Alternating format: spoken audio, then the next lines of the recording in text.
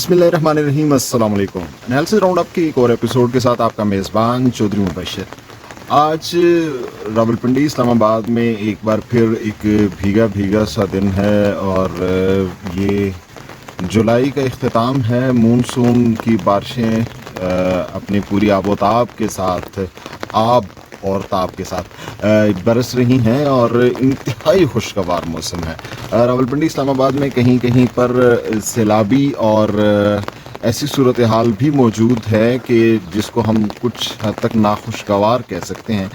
لیکن راولپنڈی اور اسلام آباد کے اندر یہ بہرحال یہ زیادہ اندیشہ نہیں ہوتا کہ کچھ سیلاب یا کوئی بہت زیادہ تباہ کاریاں ہوں۔ یہاں پہ بارش رکنے کے فوراً بعد پانی نکل جاتا ہے اور کچھ بہرحال راولپنڈی اسلام آباد کیونکہ پنجاب کے اندر ہیں تو یہاں کا انفراسٹرکچر قدرے بہتر ہے، تو اس حوالے سے کوئی زیادہ پریشانی کی بات نہیں ہے۔ لیکن جب میں اس موسلا دھار لگاتار برستی بارش کو میں دیکھ رہا ہوں اور بہت ہی خوشگوار قسم کا موسم ہے، لیکن اس کے باوجود دل کے اندر ایک عجیب سی ساری خوشگوار جو آپ کی کیفیت ہوتی ہے یا بہت ہی آپ پرسکون انداز میں جب ان چیزوں کو دیکھ رہے ہوتے ہیں تو اس کے ساتھ ہی ایک سوچ یا ایک خیال جو ہے وہ آپ کے دل کو فوری طور پہ ایک غمگین کر دیتا ہے۔ آپ کے دل کے اندر ساری خوشی وہ ختم ہو جاتی ہے۔ وہ خوشگوار بات یہ اس طرح سے ختم ہو جاتی ہے کہ جب میرے ذہن میں یا ہم کوئی بھی باشعور شہری اس چیز کے اوپر سوچتا ہے کہ یہ تمام پانی جو اتنا زیادہ پانی اللہ تعالیٰ کی رحمت برس رہی ہے، یہ تمام پانی ضائع ہو رہا ہے، مطلب اس سے کوئی ہم بہت زیادہ فائدہ نہیں اٹھا سکیں گے۔ اس پانی کے ضیاع کی ابتدا تو تب سے ہو گئی کہ جب ہم نے سندھ طاس معاہدہ کر لیا تھا۔ سندھ طاس معاہدہ وہ تھا جس کے تحت پاکستان کے جو دریا ہیں چند ان کا اختیار مکمل طور پہ تسلیم کر لیا ہم نے بھارت کے لیے، جس کے اندر ہم نے یوں کہہ دیا کہ راوی، ستلج اور بیاس ان کا جو پانی ہے وہ بھارت کی ملکیت ہوگا اور جہلم اور چناب کا پانی ہماری ملکیت ہوگا۔ تو یہاں تک بھی بات کسی حد تک ٹھیک تھی۔ اب جب ہم پاکستان کے سیاسی منظرنامے پہ دیکھتے ہیں تو ہمارے لیے یہ ہے کہ کون آ رہا ہے، کون جا رہا ہے، اور اس طرح کی ایک بھیڑ چال ہے اور ایک ہنگامہ سا برپا ہے۔ لیکن اس تمام ہنگامے کے اندر کسی کے پاس اتنا خیال ہی نہیں کہ نصف صدی سے زیادہ ہونے والے اس معاہدے کو کبھی ہم پارلیمان میں ہی لے آتے، ہم پارلیمان میں اس حوالے سے گفتگو کرتے کہ جناب یہ قوم کے ساتھ یہ کھلواڑ کیوں ہوا اور کیسے ہوا۔ چلیں یہ بات ہو گئی، بات گزر گئی، اب اس معاہدے کو ریورس بیک نہیں کیا جا سکتا۔ پلوں کے نیچے سے بہت سا پانی، راوی، چناب اور ستلج، جہلم، ان تمام پلوں کے نیچے سے بہت سا پانی بہہ چکا، بیاس کے نیچے سے پانی بہہ چکا، یہ خشک ہو چکے، لیکن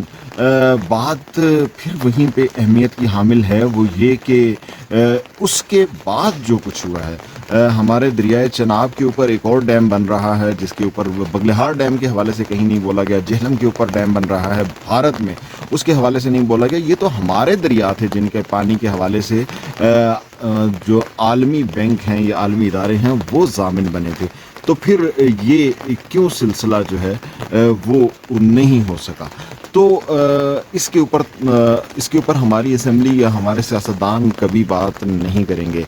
بات ہوگی تو اس حوالے سے ہی بات ہوگی کہ کس کی حکومت آ رہی ہے، کس کی حکومت جا رہی ہے، عدالتی فیصلہ کیا ہے، عدالتی فیصلے کی تشریح کیا ہے۔ لیکن چلیے یہ تو سب کچھ ہو چکا، اب اس کے بعد پھر اگلی بات یہ کہ یہ جتنا پانی ہمارے سروں کے اوپر برس رہا ہے، اللہ تعالیٰ کی رحمت ہے، کسی جگہ پہ سیلابی کیفیت بھی ہے، لیکن جیسے ہی یہ پانی یہ بارشیں رکیں گی، یہ بارشیں ختم ہوں گی تو یہ پانی کہاں جائے گا؟ یہ پانی سیدھا سمندر کے اندر چلا جائے گا۔ جس طرح ہمارے پاس اردو میں ایک مقولہ ہے کہ دریا برد ہونا، تو یہ سمندر برد ہو جائے گا تمام پانی، اور ہمارے کھیت کھلیانوں کے لیے پانی کبھی بھی دستیاب نہیں ہوگا۔ یہ پانی کبھی بھی دستیاب نہیں ہوگا ان لوگوں کے لیے جو پانی کے لیے تڑپ رہے ہوتے ہیں، سسک رہے ہوتے ہیں، کیونکہ ہمارے پاس کوئی ریزروائر نہیں ہے۔ اچھا چلیں ایک اور بات کہ اگر ریزروائر نہیں ہے، ڈیم بنانے کے لیے ہمارے پاس پیسہ نہیں ہے، اور یا ڈیم بنانے کے لیے ہمارے پاس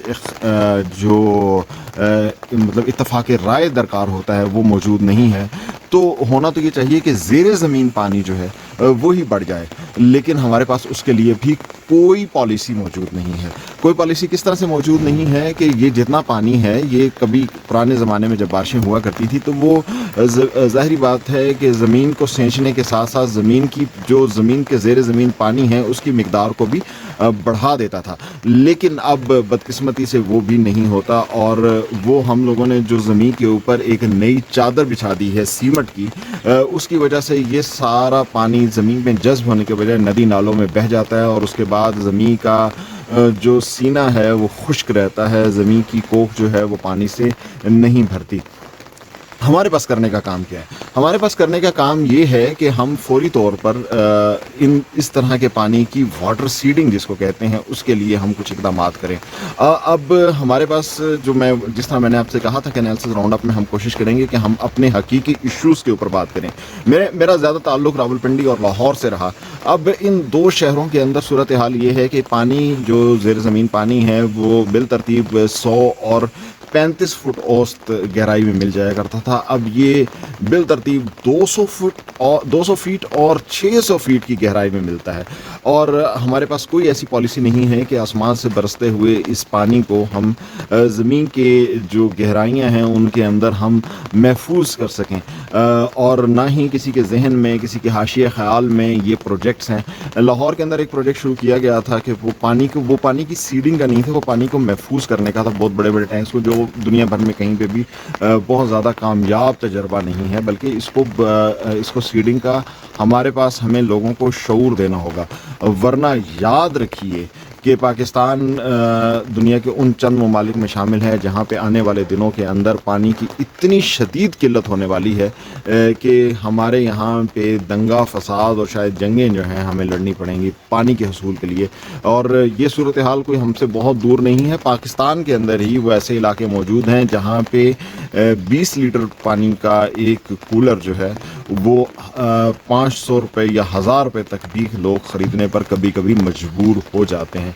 کراچی کی صورتحال آپ سب کے سامنے ہے۔ کراچی کے اندر جو صورتحال ہے، کراچی کے اندر بھی اللہ تعالیٰ کی طرف سے اللہ کی جو رحمت ہے وہ کھل کے برسی ہے، لیکن وہ صرف اور صرف ہماری بد انتظامی کی وجہ سے، ہماری نااہلی کی وجہ سے وہ صرف اور صرف زحمت بن سکی ہے، اور اگر یہ زحمت بن سکی ہے تو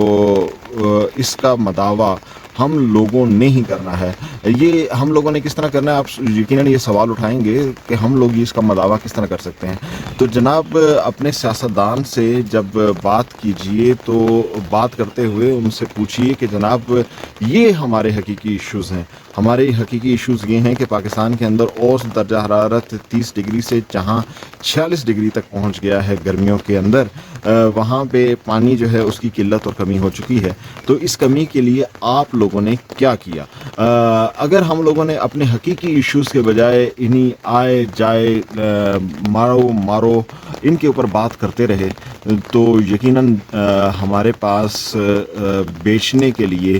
صرف اپنی اولاد ہوگی، اور